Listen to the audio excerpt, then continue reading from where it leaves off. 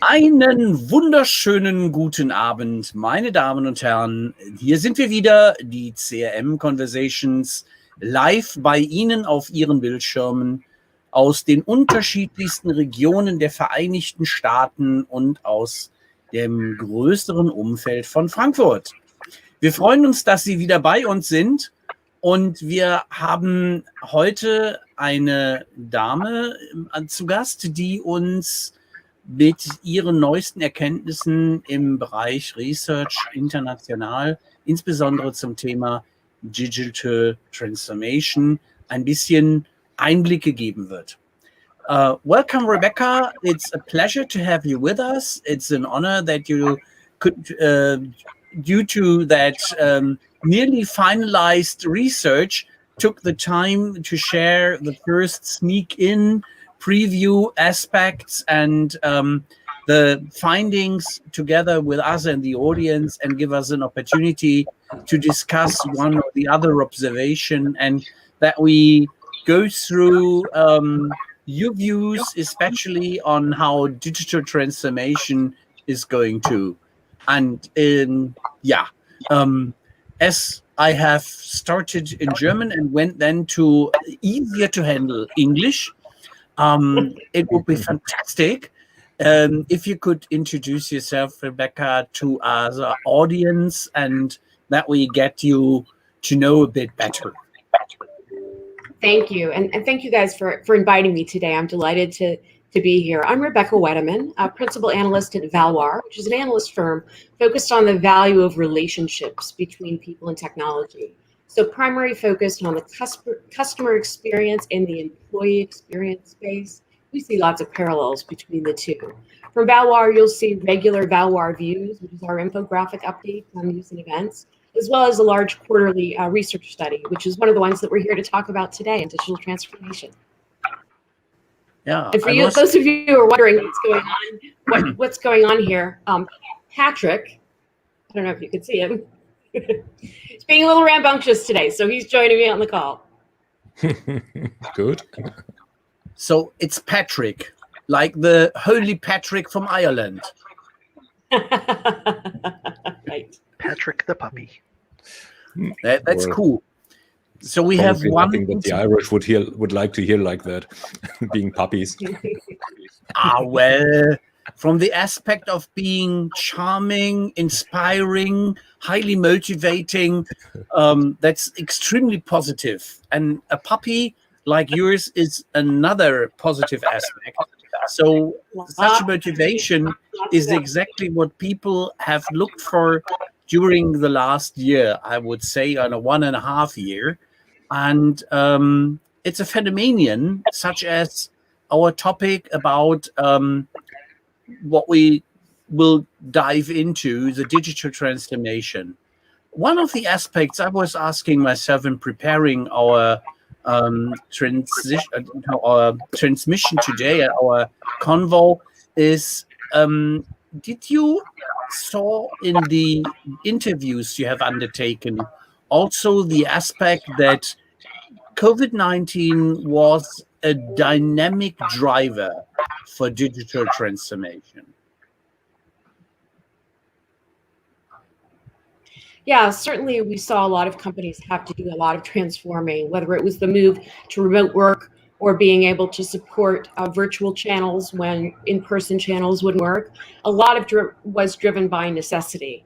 And when we started looking at the survey work this spring, we were really thinking about putting a stake in the ground in terms of where companies were across the different areas of digital transformation. You know, we talk about it in CX a lot, but it's also a very important aspect of employee experience right now, and bringing employees either back to work or working in a new setting or in a hybrid environment. Yeah, I wonder how we would have handled this 20 years ago. Or if we could have. If that would have been an especially vulnerable time when the needs were developing, but the technology wasn't there yet. Right. I remember I taught a course at INSEAD probably 15 years ago, where we were looking at the use of digital technologies. And it was when INSEAD had their Singapore campus and their Fontainebleau campus. So we had students in Singapore and Fontainebleau, and we used different video technology. And I can remember it took us 2 hours to get the link set up between the two campuses so we could have students collaborate. That wasn't that long ago. So the fact that we have the ability to do things like this today so easily certainly makes a big difference. And to put it on the direct answer on the little technology knowledge I did have, 20 years ago, it was that you still had to pay a fortune to get a digitalized conference room. This was a 6-digit investment, or you had these early bird things, which you had from Intel as a setup camera with a very pixel by pixel design. It was a bit like if you had Flash Gordon out of the 30s, where the rocket was dynamic, driven by, this little things, which is not real firework, but a little sparkler coming out the back. Yeah, genau that. Exactly. And I believe that 20 years ago, like even 10 years ago, if you see the big earthquake disasters, or you see Katrina, or if there was a big flood, that these have influenced also our infrastructure to a dramatic part, and that we are in an advantage that if infrastructure is working, we have now the ability to do such events over the Atlantic and over time zones, and that we are in a very fortunate situation. I was curious. I wandered around the Valoir page, and I saw that you had also some deep insights on, for instance, your predictions on 2021, and that what I really liked is that you have management summary-like one-pagers. I find them marvelous. Yeah, thank you. I think that the idea with the Valoir view was anybody can write a big long report and have someone read it and say, oh, the person that wrote it is smart. The goal with the Valoir view is really to make the reader smart, give them enough information in a digestible format so that they could walk away feeling like they knew more about a topic. So I appreciate that. Thank you. Yeah, well, that is really cool, and is something I found very attractive. And aside of the insights, it was very valuable to get, let's say, if you want to start a topic, this was the first step to hook in. And if you then get more curious, you can digest more and ask for more. Yeah. The digital transformation study, you just gave us the hint that you have done that research as an international research. Can you explain more on where and with whom you were in connection? Absolutely. Let me just take 1 second and stop the dog from destroying the chair. Excuse me. If you have to. Yeah, so the digital transformation study, we really wanted to understand what was really happening out there, what companies were really doing, and sort of how far along they were on their digital transformation journey. So we did a pretty extensive survey effort globally of 1,400 companies.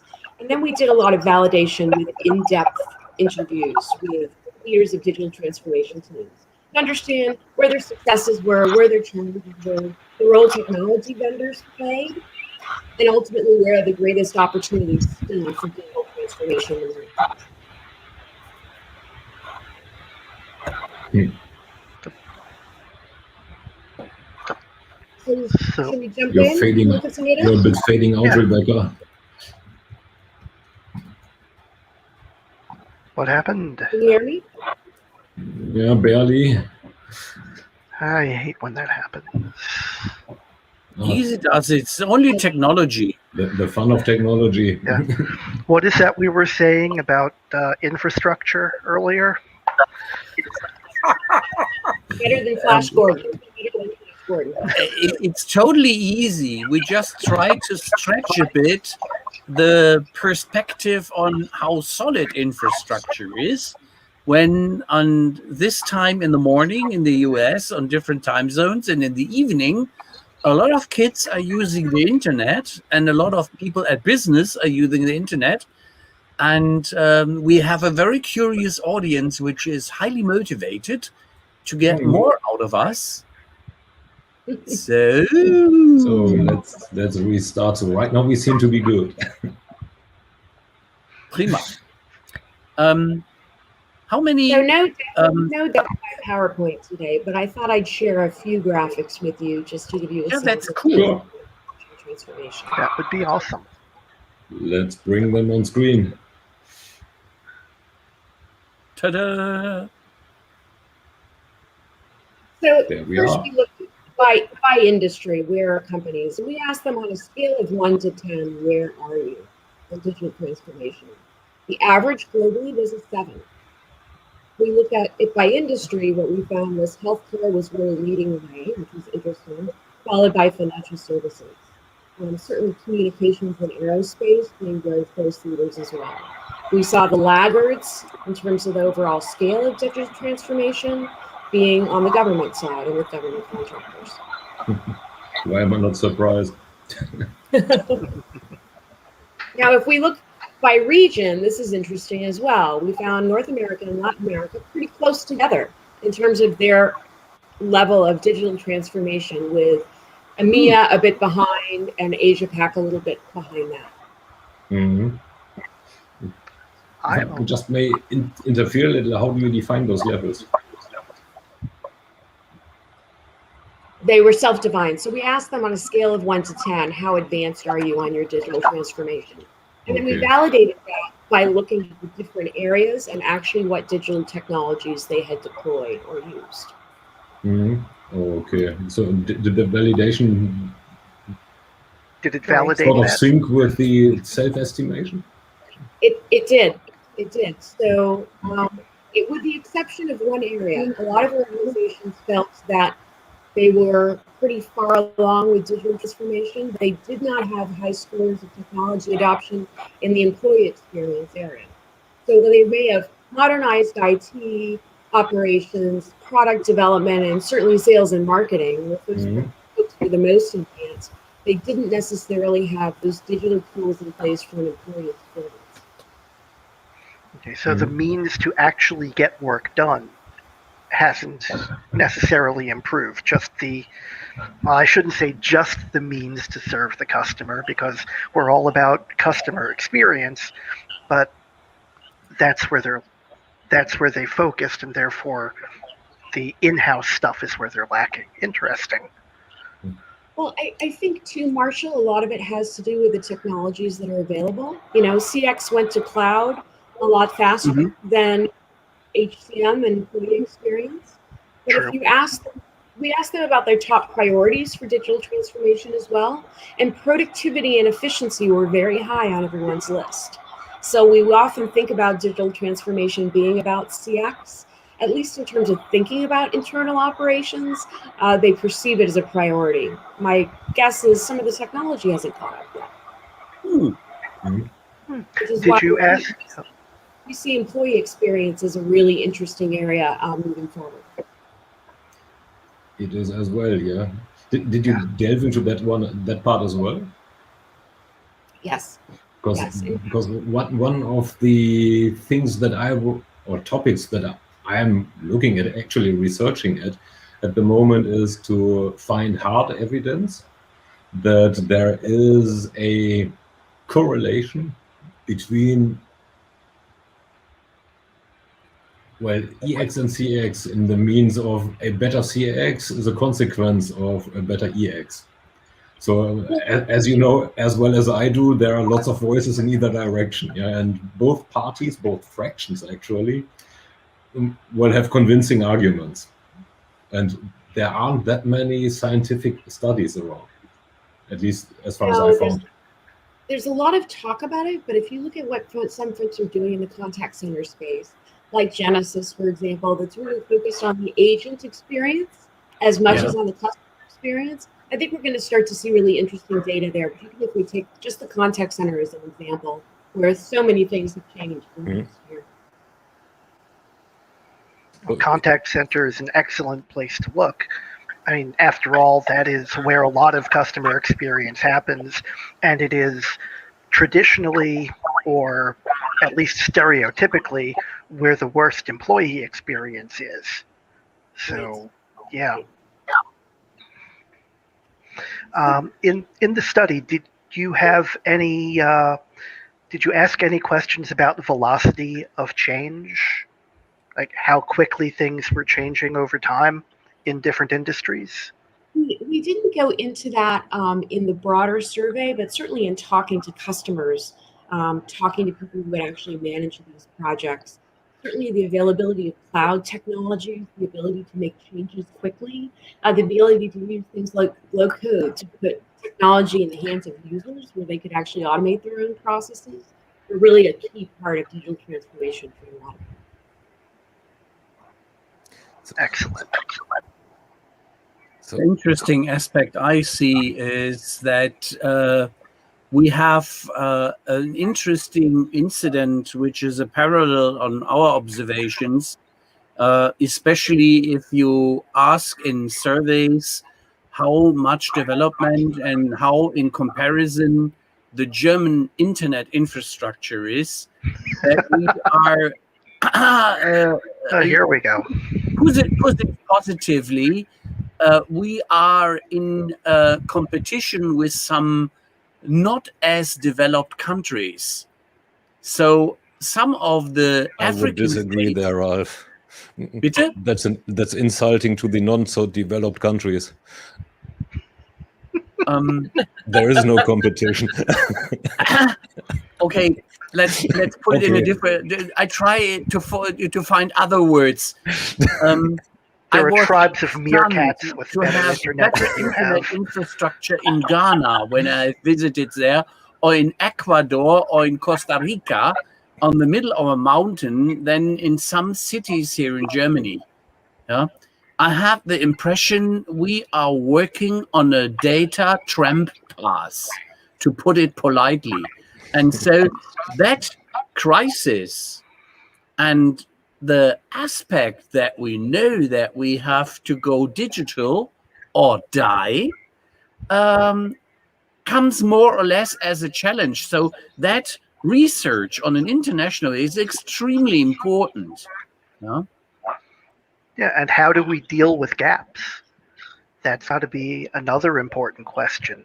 As much as we've expanded bandwidth and coverage, there are always going to be cases, aren't there, when someone can't be reached or there are holes in the network. What do we do then? Hoppala! So this is a moneymaker if I see that chart right.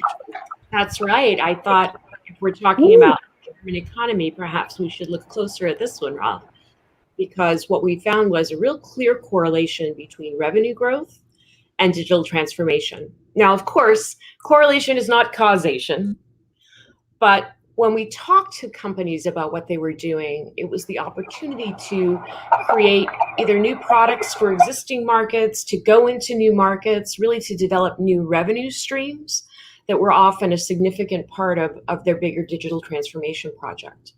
So we saw revenue growth, and we also saw margin growth. Now, this is an average across industries, and obviously margin reporting differs. But what we saw was certainly an upward trend in both revenue and margin growth as we looked at advancing digital transformation.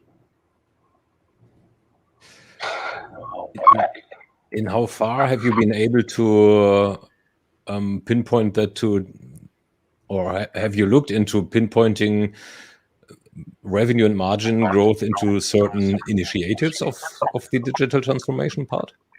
Yeah, so or certainly is it overall? Certainly on the revenue side, a lot of companies were transforming in sales and marketing first.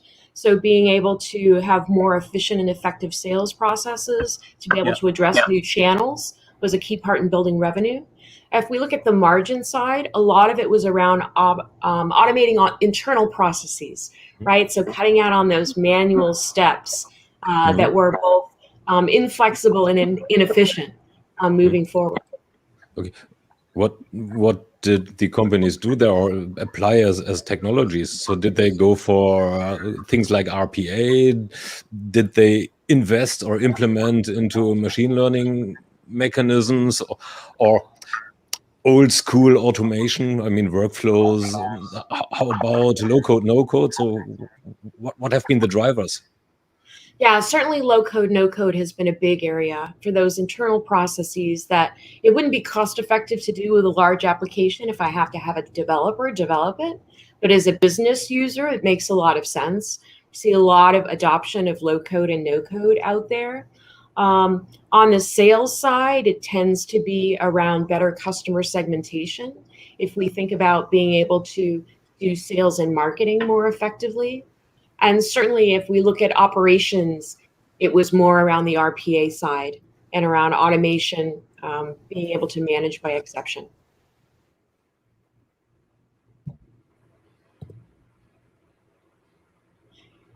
And just to give you a little perspective on the different areas that we looked at, this is where companies had the most success in digital transformation. Obviously, IT is a big one and is easy, right? From a digital transformation perspective, when we think about being able to automate processes.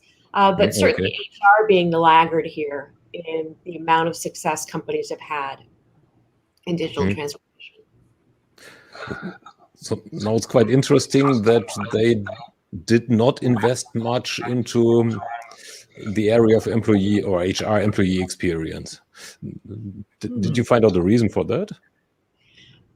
I think there are a couple of things. You know, when we talk to companies about what they're doing, the technology is not necessarily there, but it's also an area that's one of the most difficult to change. So when we talk to companies about the hurdles for digital transformation, it was not budget. The top two hurdles were departmental politics and lack of leadership.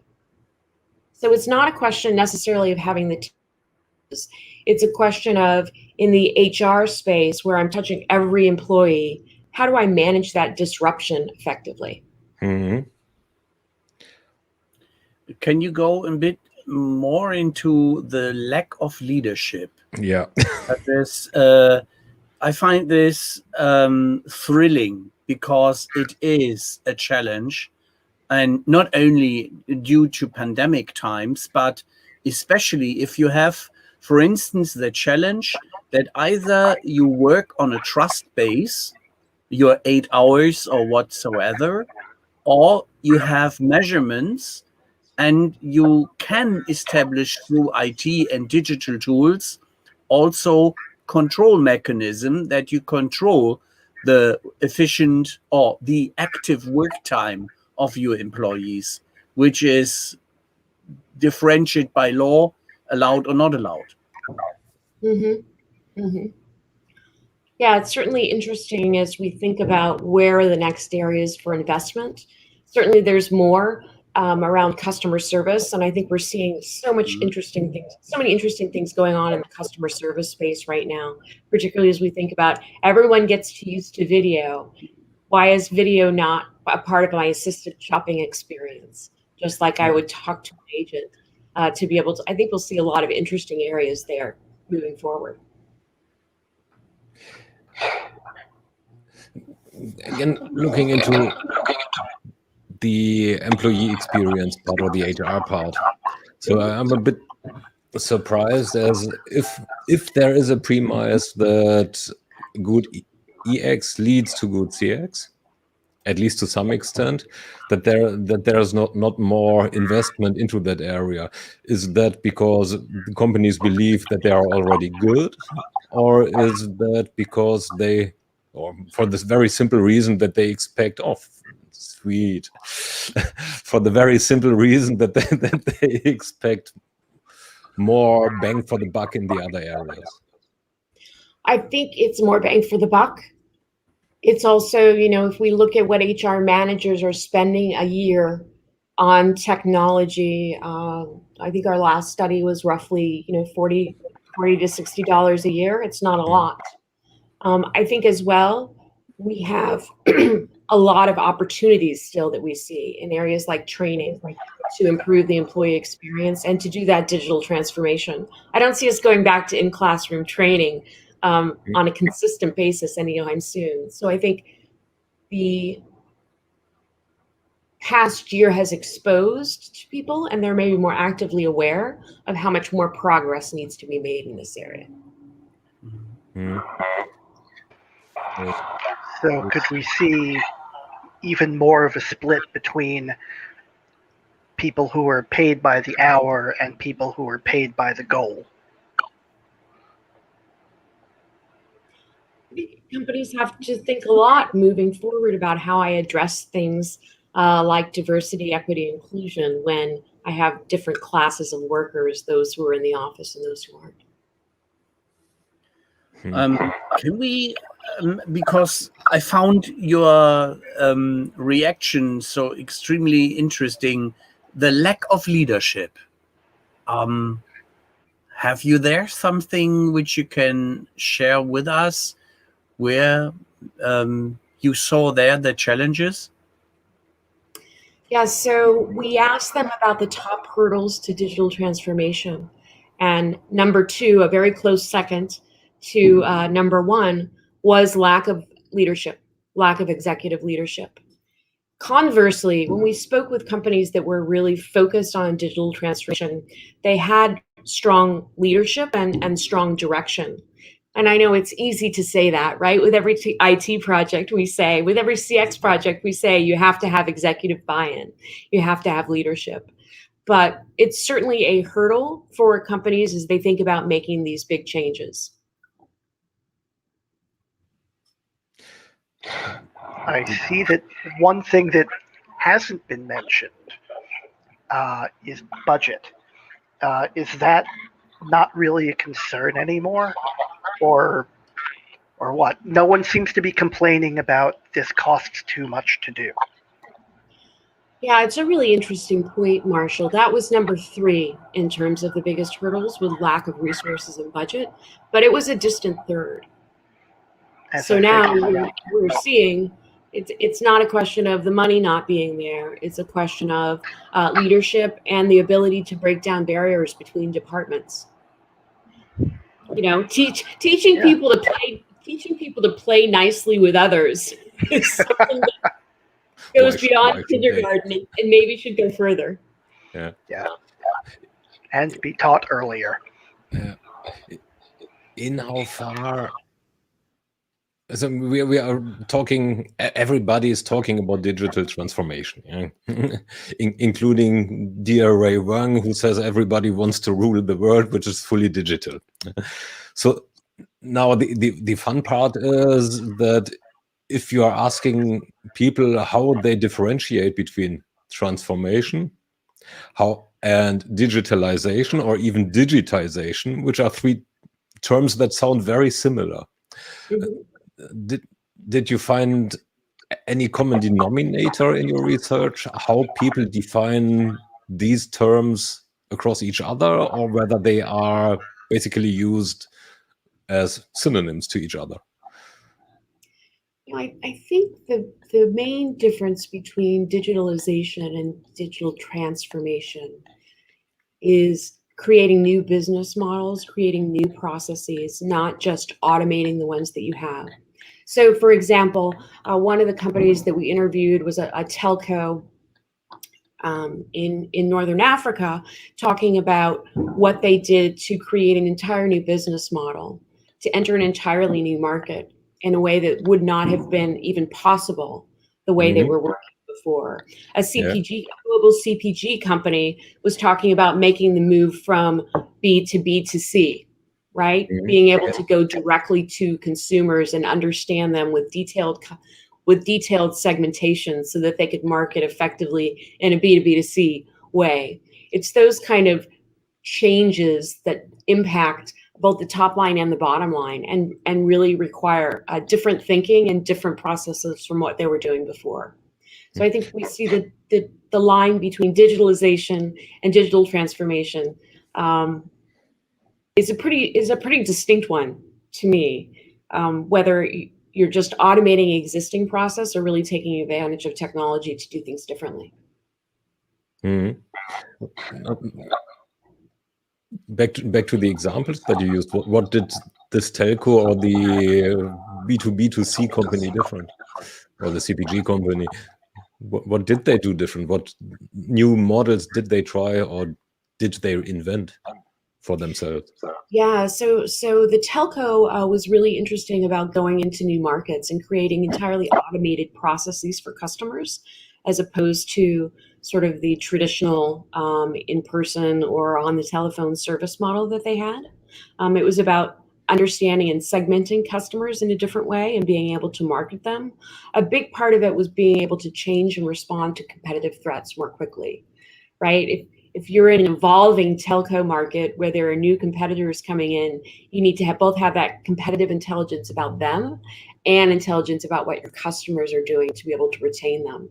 Customer retention is a big area when we talk to telcos about their efforts around digital transformation, because customer return obviously is so important to them. Well, all in all, they stayed telco or concentrated on the core telco business. Because they're from a telco point of view, if I look at services like, well, Slack, now Salesforce, what Teams offers, or what all the other voice over IP providers can offer, they should be under a serious threat. So is that something that they are looking at as well in terms of their new business models? You know, it's not something we dug in on a lot, Thomas, but they certainly recognize that that's a threat there.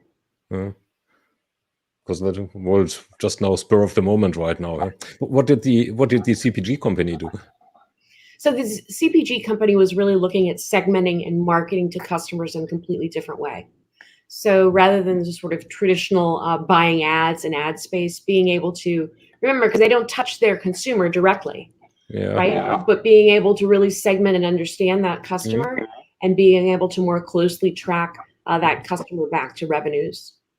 For them, understanding how to do that marketing piece was really, really important, and was really a whole new way of thinking about customer segmentation for them. Isn't the part of getting in closer touch with them a part of it? I mean, if I look at your areas, that loyalty and advocacy is a part of it as well. So that if that is what, for example, a CPG company concentrates upon, it can only be about direct access to customers. Right.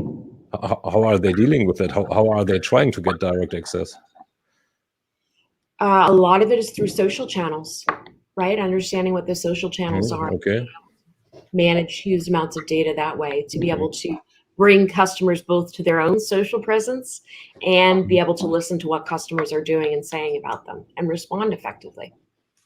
So are they building departments for that, or are they reutilizing additional? Oh no, not additional, existing departments, reorganizing not additional. Why do I always say additional? Existing departments. I know. I think what we're seeing is big shifts in the org chart as well.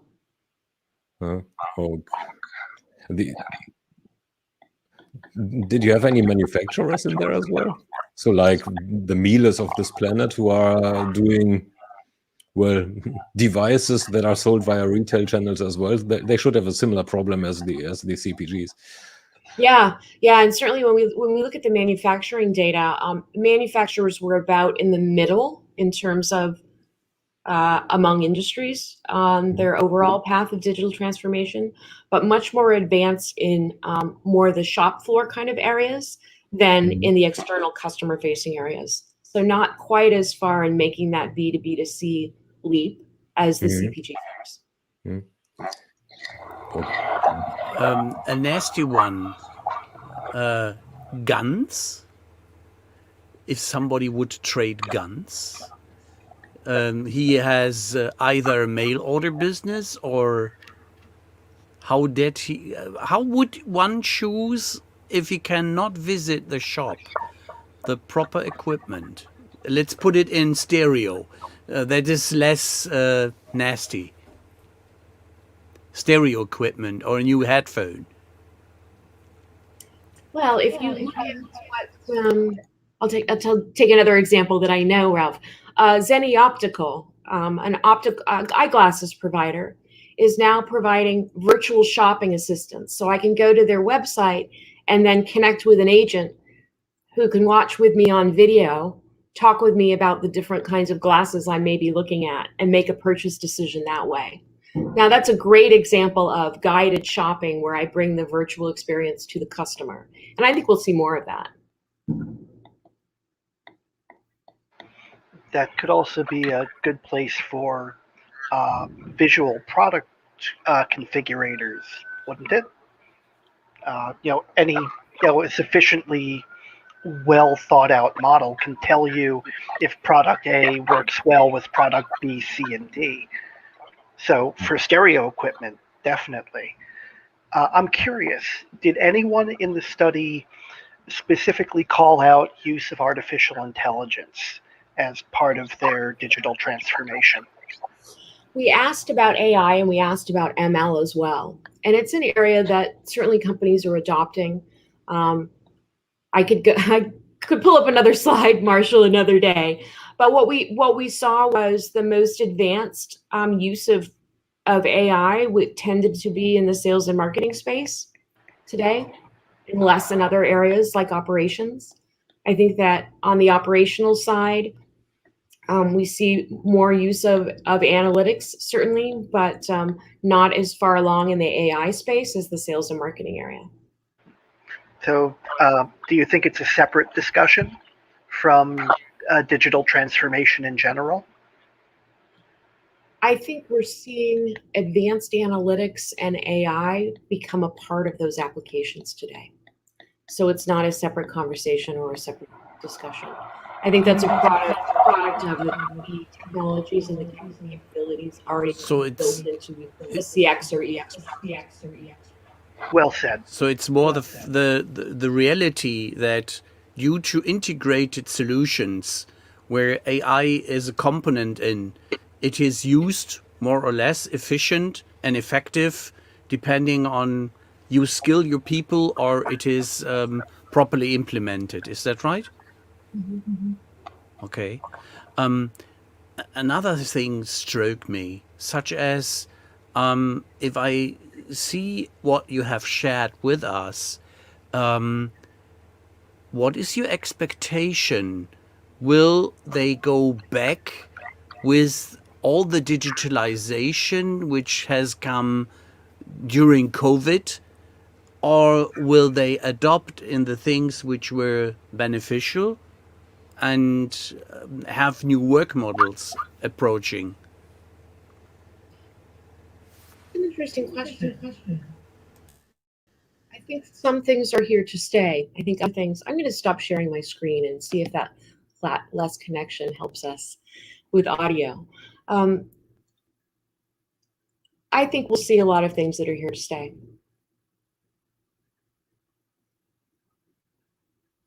Any in specific?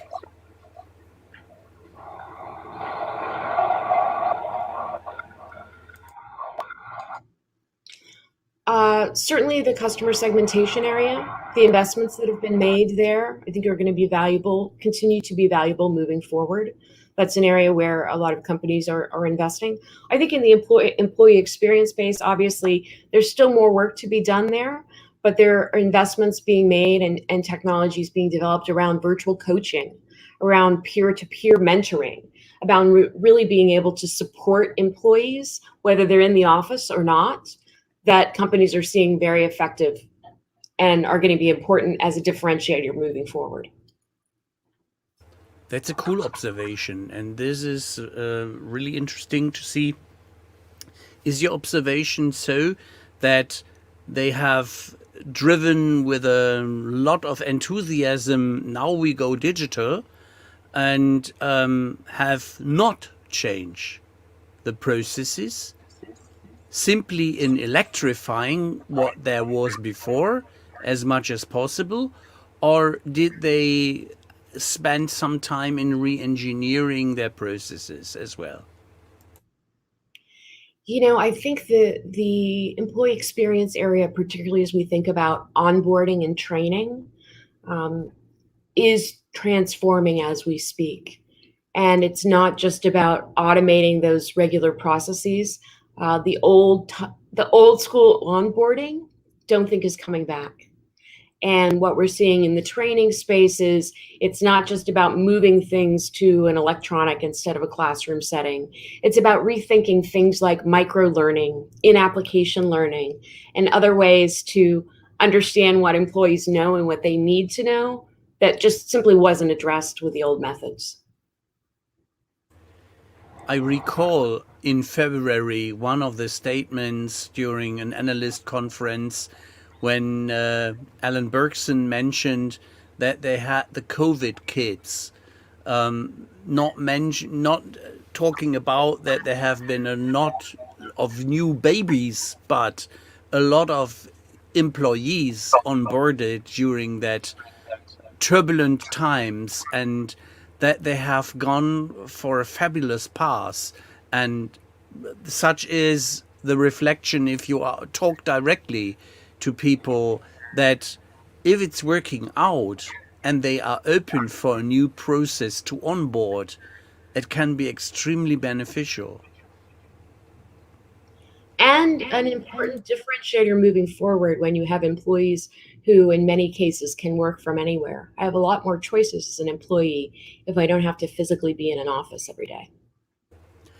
The work from anywhere aspect is one which caught our attention as well. When we did some research here in Germany, and sadly found out that given the technical opportunity, it's embraced. But in the moment, the lack of control is there. They are torn between two souls, especially the old-fashioned managerial type. Yeah, it's certainly going to be an interesting fall as we think about back to school time and how companies think about going back to work and employees in the office and how they're managed. It's a great opportunity for technology because to do it fairly, I have to be able to put everyone on a level playing field and have real transparency in way of making decisions around scheduling, around who can work when and where, those sorts of things. So it's going to be very interesting to see what happens. Do you see any of the countries in favor due to the differentiation in the adoption rate? Will one of the surveyed regions go easier on the new path, or will have a stronger approach in going to the old school rules back again? I think what we've seen particularly with low code technology, you've let a genie out of the bottle there. So countries and regions that have really adopted a low code and enabled employees to use it, now every employee has a way to work around challenges that they didn't necessarily have to address before. So I think that's one that will continue. And low code is really a global phenomenon as well. We've seen broad adoption globally of low code technologies, as you know. So I think that's one area where we're going to be looking at how do we control and manage the amount of low code that's out there. Did those companies release low code or no code even environments without governance? A lot of companies don't necessarily know what they have out there in low code. Right? That's that might be cloud application. Good point. So I think we will see challenges around governance moving forward. Absolutely, Tom. I mean, that reminds me of Lotus Notes, right? Gigabytes and terabytes of old databases that are slumbering somewhere and cause havoc somewhere else. Help me to build my shadow IT and my silo, And please. Oh, Lotus Notes. Oh, that brings back memories, Thomas. None of them good. Yeah. On and on and on. Now that we have finally reached the topic of IT, so the IT was the biggest bucket in your success list. Yeah? So what did the companies do there? So we can put a lot of buzzwords into the area now, like CDP, like CM, like whatever. Yeah. Low code we already had, so check mark to that one. What initiative did or platform is another one. What initiative did show most success? From the IT perspective, certainly cloud, the obvious area, right? Being able to move to cloud environments, being able to introduce analytics and planning at scale, being able to break away on the operational side from the multiple Excel spreadsheets circulating in finance and operations, and being able to use modern planning and budgeting tools. But also the broader IT service delivery extending beyond just the IT department, right? So if you look at what companies are doing to bring IT service delivery to employee service delivery and customer service delivery, being able to leverage those platforms within their business to expand is certainly an area where we see a lot of interesting things happening. Okay, so now cloud is in quotes only a means of delivery, so which can lead to, well, there are two trains of thought. One is going full best of breed on one extreme side. So having a problem, finding a hammer for it, or having a nail, finding a hammer for it, and the right hammer for that particular nail, which leads to what I would call a zoological garden of platforms or systems.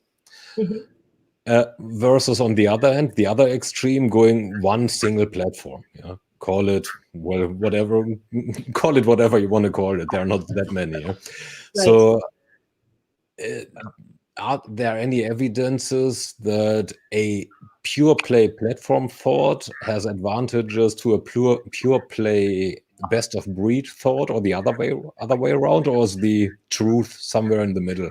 So kind of platform of platforms.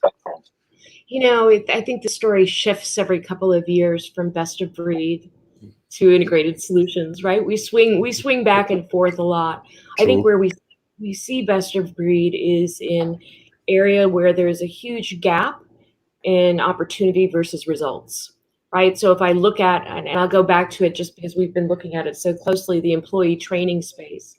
There's a lot of innovative, interesting technologies. Small companies out there doing very interesting things around coaching, around performance management. Not the ones that have been acquired by other big companies, but small innovators where we see companies buying because they can make a difference. That zoological garden, though, is certainly a challenge that IT thinks about, and IT will often be making the case for one platform just because of the management side of it.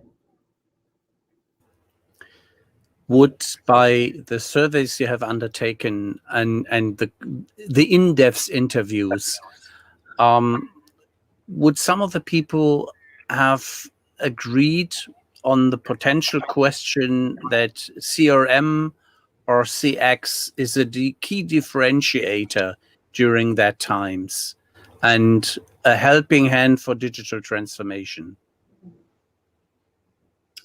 The CRM technology, certainly. And what we saw was CRM technology enabling both revenue growth and the ability to be more flexible over time. So like that telco that I talked about, for them, it was about being able to rapidly make changes in the way they sold to and addressed specific customer needs based on changing market conditions in a very hot market, right? It's about taking advantage of the flexibility of CRM technologies, the ability to put processes in the hands of business users, and to be able to be more agile, which they would say was a key area there. Another insurance company we spoke with said the same thing, that they were able to use CRM effectively to really not just automate processes, but rethink the way they addressed those processes to be more agile.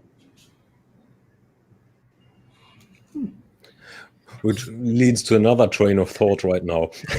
Is CRM still a thing? Talking of this being a CRMKonvo, so but still, is this still a thing, or is the scope of the conversation that should be had and is being had around customer relations meanwhile bigger?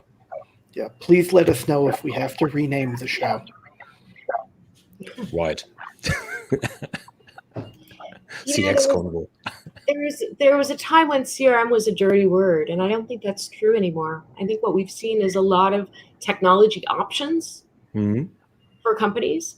The ability to pick a technology option that works best for me based on my budget, based on the type of company that I am, based on the type of customers that I have, and a lot of ability to learn from my peers in a way that we didn't have 10 or 15 years ago.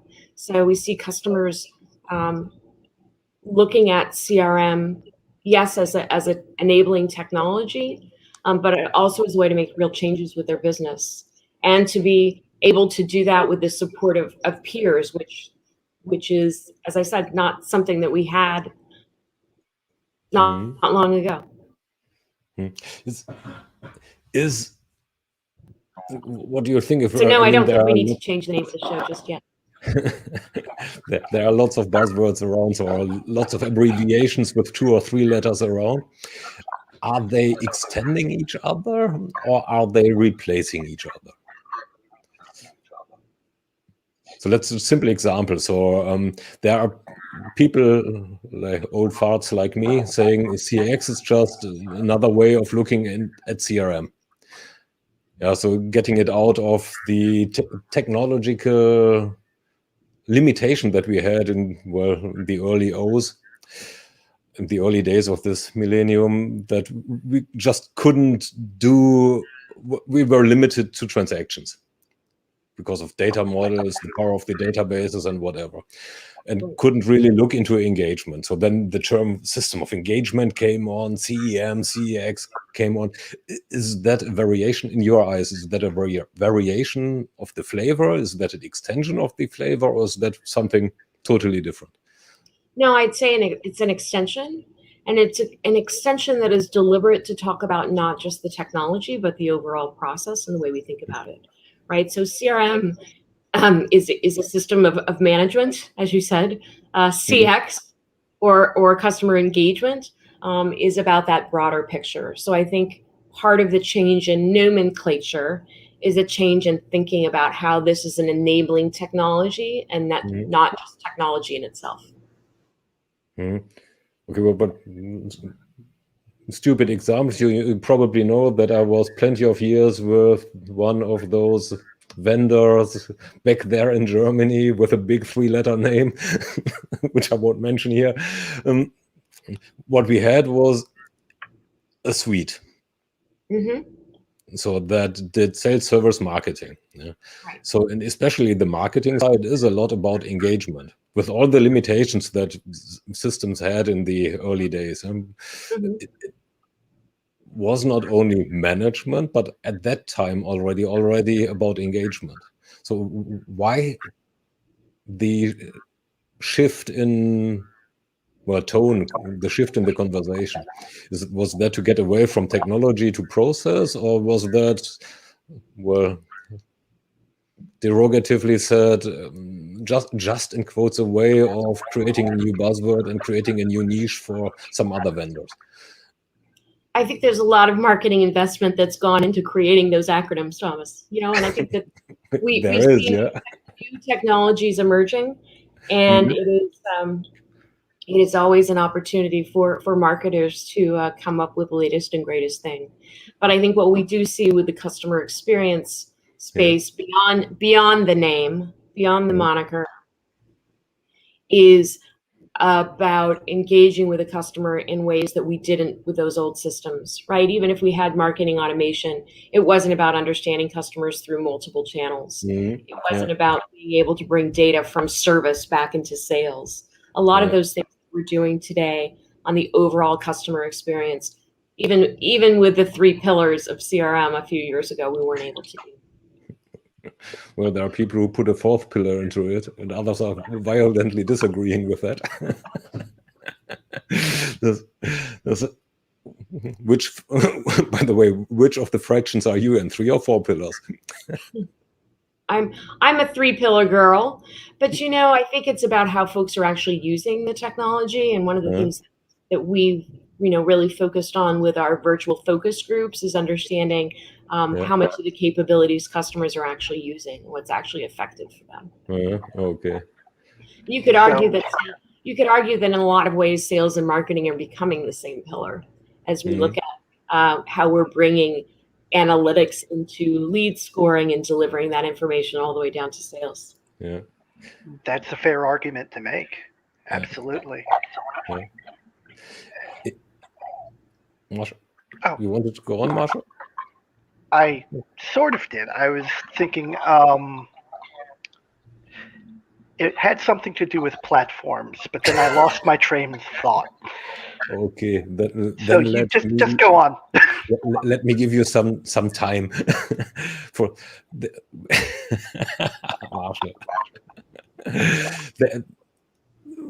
in the transformation part. We looked at a bunch of different technologies like RPA, machine learning, low code, no code. What again? So across the areas, which do you think is the technically and non-technical, based on technology, not technology? What is the single most success criteria? The most successful for successfully starting and continuing the journey that a transformation is? Is that the removal of the inhibitors that you had, or is that something else? It's really about marketing it to users. If we talk about the relationship between people and technology, part of the politics and part of the leadership is convincing everyone that they can build a better mousetrap. So I think just like with the old Lotus Notes days, to bring the circle around, it's about getting users to use the technology. So the human factors that still are the biggest barriers to effective use. Is the availability of more product through platforms as opposed to discrete pieces of technology helping that? There, I saved my idea, sort of. I'm not sure, Marshall, because I think that the wonder of cloud is that I don't, as an end user, need a company to make an investment in a platform for me to use their technology. In fact, the platform guys may not even know what I'm doing. True. Neither does my management. Neither does my management. If I do it as a shadow operation, Mindful of the hour coming up, there is one thing that the 3 of us were really curious about, and this is the crystal ball. If you look into your crystal ball, what do you see in the transformation arena or the CX arena, either or, as the next 2 or 3 things? Okay. So certainly the contact center is changing dramatically. We'll see a lot of change there. There's a lot of dinosaurs there that still need to go away, and that will happen. That will happen because the need for flexibility, the need for not just remote support, but remote engagement of agents, the need to really use AI for optimization and routing, but the need also to bring in new technologies and new channels like video, like we talked about, I think is a really interesting area. I think we're seeing dramatic changes in field service as well. It's another area that's that's at the long tail of customer service that is expensive and inefficient for a lot of companies. So I think we'll continue to see investments in field service innovation and in using things like AI and ML in the field service space. I think on the marketing side, CDP is still a dirty word. Why? We'll continue to see investments there, but I think it will take a while for customers to look at making those kind of investments on a broad basis. Okay, piggybacking on your comment on that the call center needs to change. There we had a very concrete situation a couple of days ago with Zoom acquiring Five9. Yeah. What do you think about that one? How does that change the game? Yeah, Zoom has a lot of cash. So not surprising that they looked at breaking out of the video channel, right? The idea, to go back to what we said before about bringing video into the customer experience, now that we're all used to doing this, bringing video into the overall customer interaction channel environment is not necessarily unrealistic moving forward. I think there are other interesting opportunities for Zoom to think about as it goes further in terms of building out its portfolio. I suspect Zoom isn't finished with acquisitions. I would agree.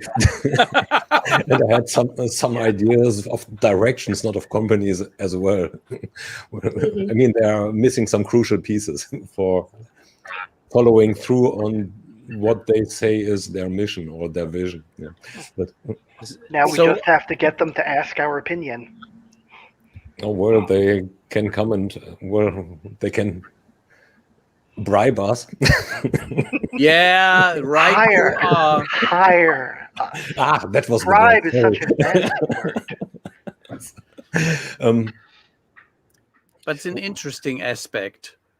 Yeah. So would you say that those organizations are better prepared, which have now during COVID time utilized a platform technology than over those which use a best of breed environment?